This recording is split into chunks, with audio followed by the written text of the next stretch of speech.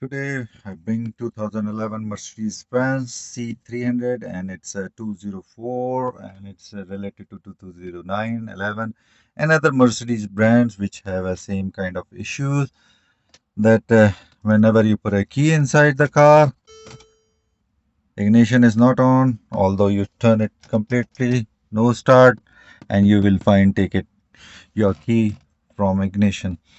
So it's mean there's have an issue with the steering lock. So we have to check it's locked or not. So technically this steering is not locked. That's lucky right now. Otherwise we have to do more jobs for that. But let's say you're stuck in somewhere, nowhere.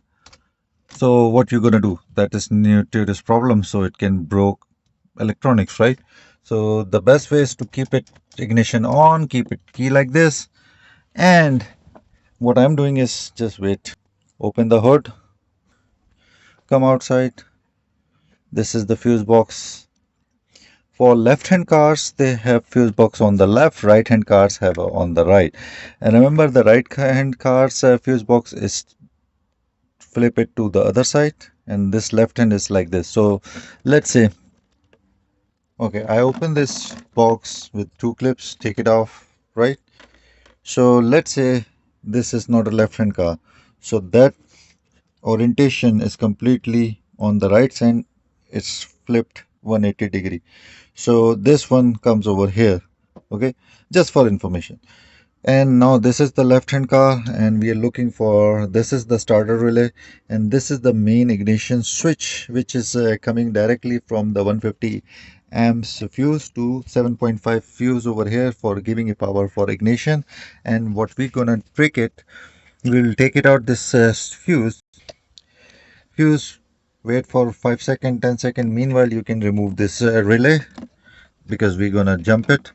And this relay have, this one is 30, which this one is 87 or 3 number on the Mercedes relay, and this is the basically 5 number or main power. You can see over here M is should be power directly.